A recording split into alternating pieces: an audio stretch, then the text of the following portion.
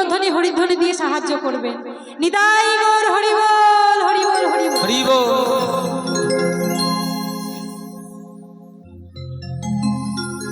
আজ রাধা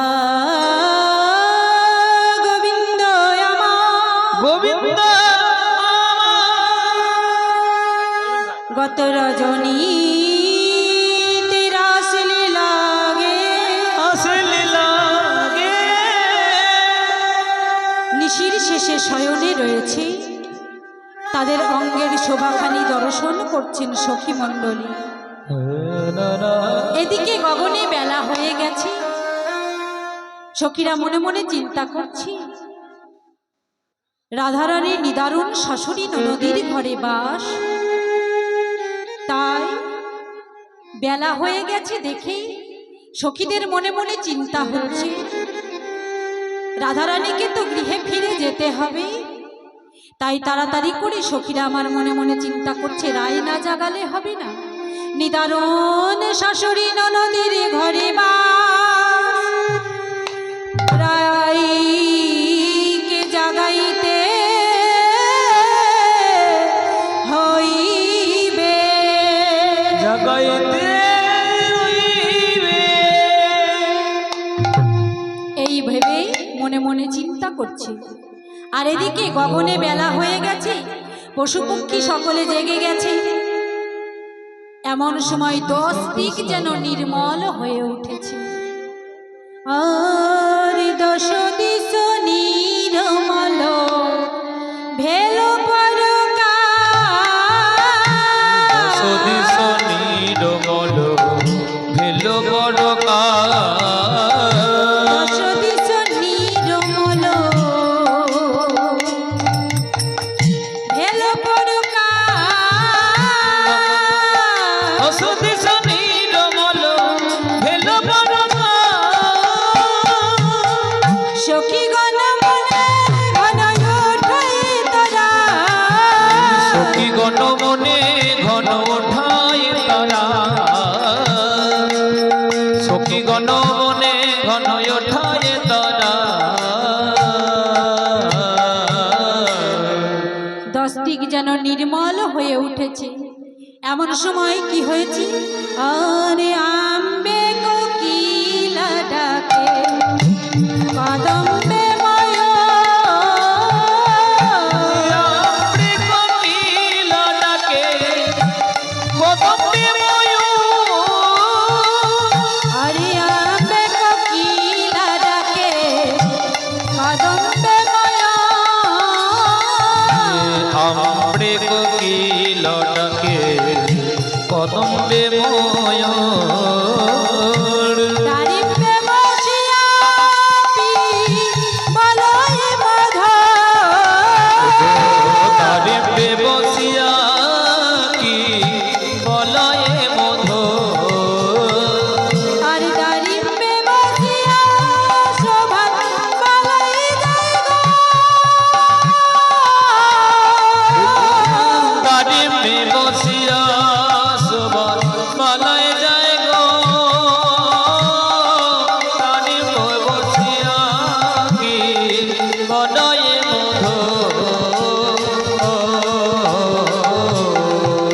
বলি মধুর মধুর স্বরে ডাকে গো, মধুর মধুর ধরে করে গো, আরে মধুর মধুর স্বরে ডাকে গো, মধুর মধুর ধরে করে গো। রাধা গোবিন্দ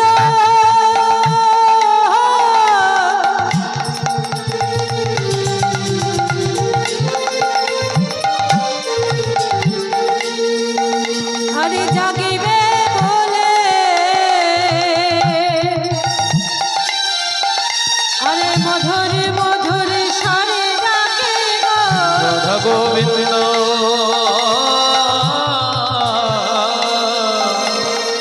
জাগবে গোলে মধুর মধুর ধরে করে গো। আজ রাধা গোবিন্দ জাগবে বলে মধুর মধুর সুরে পশু পক্ষীগণ ডাকছে। তাহলে কে ডাকছে? আমরে কোকিলা ডাকে কদম্বে ময়ূর, অর্থাৎ আম বৃক্ষে অর্থাৎ আম গাছে কোকিল পাখি ডাকছে। কোকিল ডাকছে কি বলে? আ, আরে কোকিল ডাকে কোহো, কোকিল ডাকে কোহো, কোকিল ডাকে কোহো, কোকিল ডাকে কোহো, রাই জাগাবার কোহো, এ জয় আমার কোহো, কোকিল ডাকে কোহো। কোকিল ডাকে কোহো। কুহু শব্দের অর্থ কি? কু শব্দের অন্ধকার, হু শব্দের হয়ে থাক। হে সাধের জামিনী, এখনো একটু অন্ধকার হয়ে থাক। এই তো নিশির শেষে রাধা গোবিন্দ শয়নে রয়েছে। তাই জেনে এবার আমব্রে কোকিলা ডাকি, কদম্বে ময়ূর। ময়ূর পক্ষী ডাকছে কি বলে? বলি ময়ূর ডাকে কেয়া, ময়ূর ডাকে কেও, ময়ূর ডাকে কেয়া, ময়ূর ডাকে কেও, আমাদের রাই জাগাবার কেয়া, রাই জাগাবার কেও, আমাদের রাই জাগাবার কেয়া। রাই জাগাবার কেও। কে ও, কে ও, কে ও। কেও, ও মা, ময়ূরের ডাক কেমন? কে ও, কে ও, কে ও। ওখানে কে? অমন ভাবে গান করছিস ও কোকিল, অমন ভাবে গান করিস না। এই তো নিশির শেষে রাধা গোবিন্দ শয়নে রয়েছে। শয়নে রয়েছে। অমন ভাবে গান করলে রাধা গোবিন্দ জেগে যাবে। তাই শোনে কির পক্ষী ডাকছে কি বলে? পিউ পিউ পিউ। পিউ হচ্ছে ব্রজভাষ। পিউ শব্দের অর্থ হচ্ছে থোর। বলছে হে রাধা গোবিন্দ, এখনো থোর রজনী বাকি আছে, তোমরা মন সুখে নিদ্রা যাও। এই বলে কির পক্ষী ডাকছে কি বলে? পিউ পিউ বলে। তাই কির পক্ষী ডাকছে কিভাবে? আহা মধুর মধুর স্বরে ডাকে গো, মধুর মধুর স্বরে ডাকে গো, মধুর মধুর স্বরে ডাকে গো, আহা মধুর মধুর স্বরে ডাকে গো।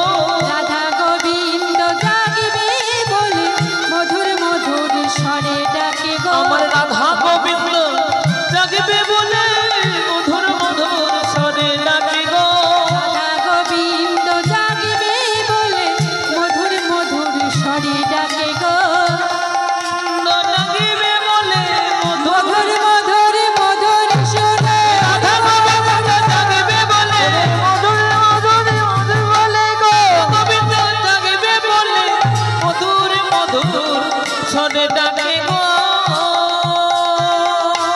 আমরে কোকিলা ডাকে কদম্বে ময়ূর, কদমে ময়ূর আর দারিম্বে বসিয়া পীর বলয়ে মধু। ওগো বলয়ে মধু। এবার কে ডাকছে? আরে দাক্ষা ডালে বসে ডাকে কপত কপতি, ডালে বসে ডাকে কপত কপতি। দাক্ষা ডালে বসে ডাকে কপত কপতি, ডালে বসে ডাকে কপত কপতি। তারা ঘন সহল কালো তারাপতি, তারা গণ শোনে লোকগণ তারাপতি। তারা ঘন শোনে সভার পালায় যাই গো। ও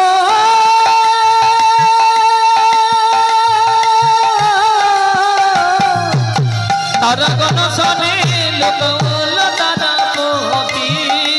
তারা গণ শোনে গণপতি।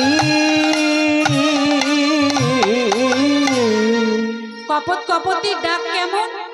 ডাকে বকম বকম বককম, বকম বকম বককম। ওমা কপত কপতি মানে কি? কপত কপতি হচ্ছে পায়রা। তাহলে পায়রা ডাকে কেমন ভাবে? বক বকর কম, বক বকর কম। তাহলে কি বলছে ওমা? বক বকর কম, কম বকতে বলছে, বেশি নয়। তাই ডেকে কি বলছে? ডাকে বকম বকম বককম, বকম বকম বককম, বকম বকম বককম, বকম বকম বককম। কপত কপতিকে বলছে, কপতের হচ্ছে কৃষ্ণ আর কপতির হচ্ছে রাধারানী। তাহলে কপতির পক্ষে হচ্ছে রাধারানী আর কপতের পক্ষে হচ্ছে কৃষ্ণ। তাই কপত কপতিকে বলছে, বলি বল কপতি, বল কপতি, রাধে গোতর বল কপতি, রাধে গোতর বল কপতি। ও মা, কপত কপতিকে জিজ্ঞাসা করছে, কপতির হচ্ছে রাধারানী হচ্ছে কপতের পক্ষে, কপতির পক্ষে। তাই কপত কপতিকে জিজ্ঞাসা করছে, বলে ও কপতি, তোর নাকি রাধারানী খুব ভালো, তা বল বল, বল কপতি, বল কপতি, রাধে গোতরে বল কপতি, রাধে গোতর বল কপতি, রাধে গোতরে বল কপতি, রাধে গোতর বল কপতি, এখানেও পতি সেখানেও পতি, রাধে গোতর বল কপতি, এখানেও পতি সেখানেও পতি, রাধে গোতর বল কপতি, এখানেও পতি সেখানেও পতি, রাধে গোতর বল কপতি। এখানেও পতি সেখানেও পতি, রাধে গোতর বল কপতি। একবার বলছে বল কপতি, বল কপতি, রাধে গোতর বল কপতি। তাহলে কথার মধ্যে একটু দুটি অর্থ আছে। তাহলে দেখুন, বলছে বল কপতি, রাধে গোতর বল কপতি। একবার বলছে রাধে, রাধে হচ্ছে তোর, ও কপতি রাধারানী হচ্ছে তোর, তাহলে তুই বল রাধারানীর কয় পতি। তাই কপতি একটু ভেবে বললে, বলি রাধার হলো দুই পতি, রাধার হলো দুই পতি, রাধার হলো দুই পতি, রাধার হলো দুই পতি, ভেবে বলে কপতি রাধার হলো দুই পতি, ভেবে বলে কপতি রাধার হলো দুই পতি, ভেবে বলে কপতি রাধার হলো দুই পতি, ভেবে বলে কপতি রাধার হলো দুই পতি। আচ্ছা মায়েরা বলুন তো, যাদের দুটি করে পতি তারা কি সতী? কি মা সতী? কিছু বলুন। ও মা, যাদের দুটো করে পতি আছে তারা কি সতী? কি মা সতী? সতী নয়।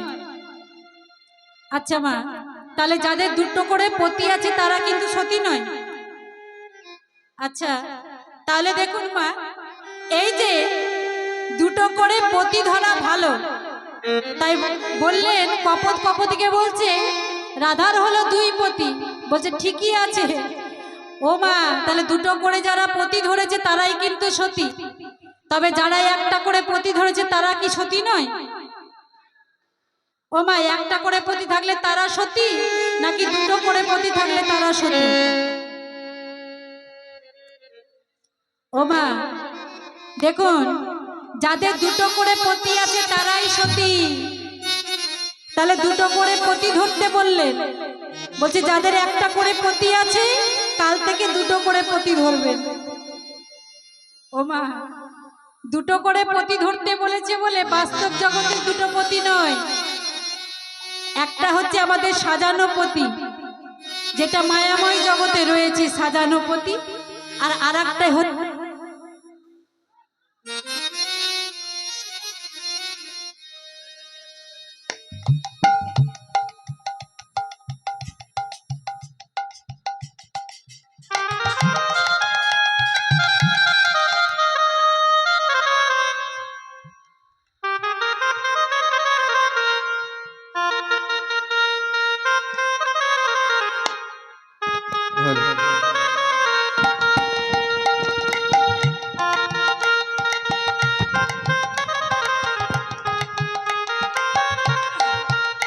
জয় রাধে। তাই দুটো করে পতি ধরতে বললেন। তাহলে একটা হচ্ছে আমাদের সাজানো পতি, আর আরেকটি হচ্ছে জগৎপতি শ্রীকৃষ্ণ। আচ্ছা মা, মায়েরা কজনে দুটো করে পতি আছে একবার হাত তুলুন তো দেখি। ও মা, কি মা, মায়েরা হাত তুলতে পারছেন না? মনে মনে চিন্তা করছে একটা করে পতি আছে, যদি আবার জানতে পারে যে আমরা দুটো পতির ভজনা করছি তাহলে তার সংসারে থাকা যাবে না। ও মা, আচ্ছা কাদের একটা করে পতি আছে একবার হাত তুলুন তো দেখি। একটা করে পতি নেই? একটা আছে। একটা আছে। আচ্ছা যাদের একটা করে আছে একবার হাত তুলুন তো দেখি। সব দুটো গো। ও মা, বাড়ি গিয়ে যখন আপনাদের পতিদেব জিজ্ঞাসা করবে, হ্যাঁ গো যখন কীর্তনিয়া বললো একটা করে যার যার পতি আছে একবার হাত তোলো, কেউ তুলবে না। ওই তো হাত তুললে না। সব দুটো। ও মা, বাড়ি গিয়ে জবাব দিতে হবে। তাহলে যাদের একটা করে পতি আছে একবার হাত তুলুন তো দেখি। লজ্জা পাচ্ছে। ও মা, লজ্জা পেলে হবে না, লাজ লজ্জা ভয় তিন থাকতে নয়। তাহলে একটা করে পতি নেই কি মা? আমার মনে হয় এই গ্রামে পুরুষ নেই। আছে? এই গ্রামে পুরুষ আছে? নেই না? আচ্ছা এই গ্রামে কতজন পুরুষ আছে একবার দেখে নি। নিতাই গৌর হরিবল হরিবল হরিবল। পুরুষ আছে? সব প্রকৃতি। হরিবল হরিবল হরিবল। ঠিকই বলেছে। পুরুষ বলতে গেলে একমাত্র পরম পুরুষ গোবিন্দ, অনাদির আদি শ্রীকৃষ্ণ, তিনি হচ্ছেন আদি পুরুষ। আর আর যত রয়েছে, এই যে মায়েরা রয়েছে, বাবারা রয়েছে, সকলেই হচ্ছে প্রকৃতি। প্রকৃতি হইয়া কর প্রকৃতির সঙ্গ, দিনে দিনে বাড়িবে প্রেমেরও তরঙ্গ। নিতাই গৌর হরিবল হরিবল বল হরি বল হরি বল। তাহলে দেখুন, তাহলে এখানে জগৎপতি, তাহলে আমার বাবাদেরও পতি হচ্ছে গোবিন্দ, আবার মায়েদের পতিও হচ্ছে গোবিন্দ। তাহলে বাবারা হয়তো বলবে যে মায়েদের পতি আছে, তার প্রমাণ আছে যে তারা সিঁদুর পড়ে, কিন্তু বাবাদের প্রমাণ কি আছে? তাহলে দেখুন, বাবারাও কিন্তু গোবিন্দের ভজনা করে, বাবাদেরও পতি হচ্ছে জগৎপতি শ্রীকৃষ্ণ। মায়েদের যেমন শ্রীকৃষ্ণ জগৎপতি, সেই রকম বাবাদেরও পতি হচ্ছে গোবিন্দ জগৎপতি। তিনি মায়েদেরও পতি, বাবাদেরও পতি। তাই পদকর্তা একটু পদের মধ্যে পেঁচ কষে দিলেন কেমন ভাবে। আহা চিনিলি না তোর পতিকে, চিনিলি না তোর পতিকে, চিনিলি না তোর পতিকে, চিনিলি না তোর পতিকে, কোনটাই আসল কোনটা নকল চিনিলি না তোর পতিকে, এই আসল কোনটা নকল চিনিলি না তোর পতিকে, কোনটাই আসল কোনটা নকল চিনলি না তোর পতিকে। কোনটা আসল কোনটা নকল চিনিলি না তোর পতিকে। তাহলে দেখুন, পতির মধ্যে আবার আসল নকল আছে। তাহলে কোনটা আমাদের আসল পতি আর কোনটা নকল পতি আমরা জানবো কি করে? তাই বলছে পদকর্তা একটু পদের মধ্যে প্যাচ কষে দিলেন কেমন ভাবে। আহা চিনিলি না তোর পতিকে, চিনিলি না তোর পতিকে, চিনিলি না তোর পতিকে, চিনিলি না তোর পতিকে, কোনটাই আসল কোনটা নকল চিনিলি না তোর পতিকে। কোনটা আসল কোনটা নকল চিনিলি না তোর পতিকে। তাহলে পতিকে পতি দর্শন করিয়েছিলেন এমন সতী হচ্ছে পদ্মাবতী, কবি জয়দেব আর পদ্মাবতী। যে পদ্মাবতী পতিকে পতি দর্শন করিয়েছিলেন, কবি জয়দেব গীত গোবিন্দে একটি পদ রচনা করছিলেন। গীত গোবিন্দে লিখছিলেন, স্মর গরল খণ্ডন মম শিরসি মণ্ডন। এই পর্যন্ত লিখে কবি জয়দেব গীত গোবিন্দে আর পদখানি লিখতে পারলেন না। মনে মনে চিন্তা করল, আমি কেমন করে রাধারানীর যুগল চরণ গোবিন্দের মস্তকে দেব, এ তো হতে পারে না। এই ভেবে পদখানি আর সমাপ্ত করিতে পারিল না, পারিল না। পদখানি সমাপ্ত করতে পারল না। পদ্মাবতীকে বলল, পদ্মা আমার স্নানের ব্যবস্থা করে দাও। পদ্মাবতী স্নানের ব্যবস্থা করে দিল। যেমনই স্নানের ব্যবস্থা করে দিয়েছে, জয়দেব হতে কাটোয়া চললে, জয়দেব হতে কাটোয়া বহুদূর যাওয়া আসা করতে হতো গঙ্গা স্নানের জন্য। তাই কবি জয়দেব চললেন, পদ্মাবতী স্নানের ব্যবস্থা করে দিলেন। আর কবি জয়দেব চললেন কাটোয়া হতে। জয়দেব পদম খণ্ডির তীরে, জয়দেব হতে পদম খণ্ডির তীরে চললেন স্নান করতে। এদিকে ভক্তের মনোবাসনা পূর্ণ করার জন্য ভগবান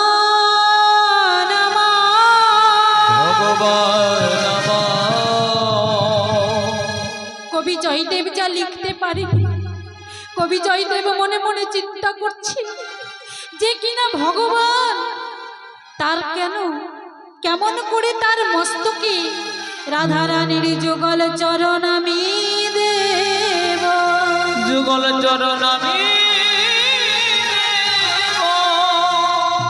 এ তো হতে পারে না।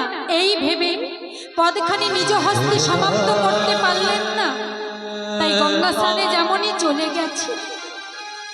এদিকে গোবিন্দ আমার জয়দেবের বেশ ধারণ করে,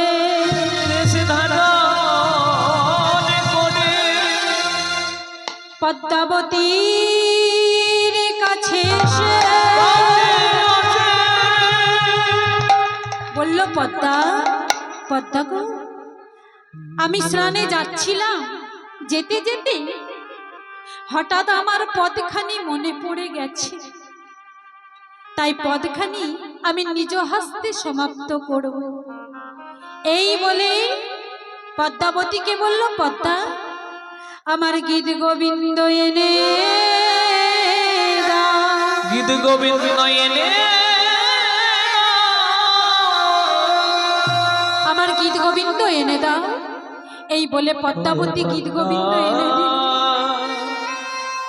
ভগবান আমার গোবিন্দ আমার জয়দেবের বেশ ধারণ করে নিজ হস্তে পদখানি লিখছে। কবি জয়দেব লিখেছিলেন, স্মর গৌর খণ্ডনা মমা শিরসি মণ্ডনা। এই পর্যন্ত লিখে কবি জয়দেব যা লিখতে পারেনি, গোবিন্দ জয়দেব এসে জয়দেবের বেশ ধারণ করে নিজ হস্তে লিখলেন, দেহি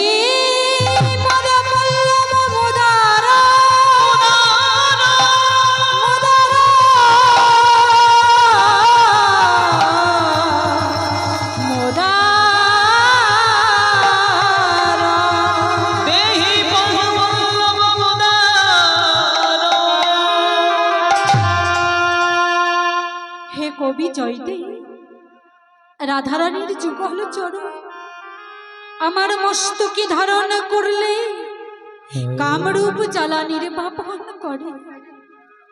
এই বলে গোবিন্দ আমার নিজ হস্তে লিখলে, ভক্ত বঞ্চা কল্পতরু,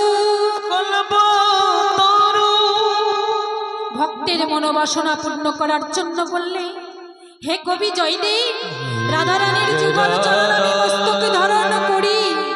কেন জানো? আমার সমস্ত জ্বালা দূরীভূত হয়। সবাই তো ভগবানের জন্য কাঁদে, কিন্তু আমার ইচ্ছা হয় আমার ভক্তের জন্য আমি যেন ভক্তের চরণ মাথায় নিতে পারি, চরণ মাথায় নিতে পারি। রাধারানী আমার শ্রেষ্ঠ ভক্ত, তাই রাধারানীর যুগল চরণ আমার মস্তকে ধারণ করলে আমার মনের জ্বালা দূরীভূত হয়, আমার মনের জ্বালা দূরীভূত হয়, আমার মনের জ্বালা দূরীভূত হয়। এই বলে কবি জয়দেব গোবিন্দ জয়দেব বলছে, পদ্মাবতী আমার স্নানের ব্যবস্থা করে দাও। পদ্মাবতী স্নানের ব্যবস্থা করে দিল। ঠাকুর আমার নিজেই স্নান করলে। কতটা ভক্তি দেখুন। পদ্মাবতী ভগবানকে স্নানের ব্যবস্থা করে দিলেন। ঠাকুর আমার নিজেই স্নান করলে, স্নান সেরে ঠাকুর আমার নিজেই ঠাকুরের সেবা দিল। সেবা দিল। গোবিন্দ জয়দেব নিজেই ঠাকুরের সেবা দিল। সেবা দিয়ে মন আনন্দে পদ্মাবতীর হাতে প্রসাদ সেবা করছে। আর বলছে, পদ্মা, পদ্মা গো, তুমি মন আনন্দে আমায় প্রসাদ সেবা দাও। সেবা পদ্মাবতী মন আনন্দে পরমপতির সেবা দিচ্ছে। আর বলছে, পতি গো, পদ্মাবতী চিনতে পারছে না যে গোবিন্দ জয়দেবের বেশ ধারণ করে এসেছে। তাই পদ্মাবতী বলছি, পতি গো, আমি তো নীতি প্রতিদিন তোমার সেবা দিই, কিন্তু কোনোদিন এত অন্তরে আনন্দ জাগে না। অন্তরে আনন্দ জাগে না। কিন্তু আজকে কেন জানি না তোমায় ছেড়ে যেতে মন চাই না, মন চাই না। এদিকে কাটোয়ায় গিয়ে গঙ্গায় নেমে কবি জয়দেব যেমনই মা গঙ্গার শরণ নিয়েছে, উপর থেকে দৈববাণী হচ্ছে, কবি জয়দেব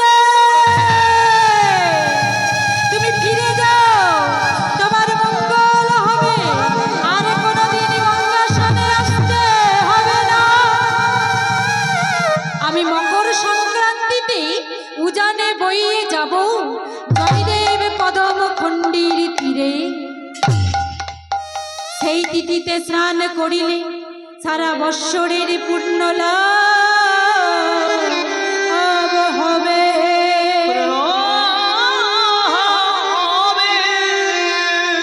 সারা বৎসরের পূর্ণ লাভ হয়ে যাবে। কবি জয়দেব মা গঙ্গার দৈববাণী শুনে চলে আসছে গৃহের দিকে। যেমনই গৃহের দিকে চলেছে, এমন সময় এদিকে পদ্মাবতীর হাতে গোবিন্দ জয়দেব প্রসাদ সেবা করে শয়ন মন্দিরে রয়েছে। আর পদ্মাবতী মন আনন্দে পরমপতির চরণ সেবা করছে। আর বলছে, পতি, আমি তো নীতি প্রতিদিন তোমার সেবা দিই, কিন্তু আজকে কেন জানি না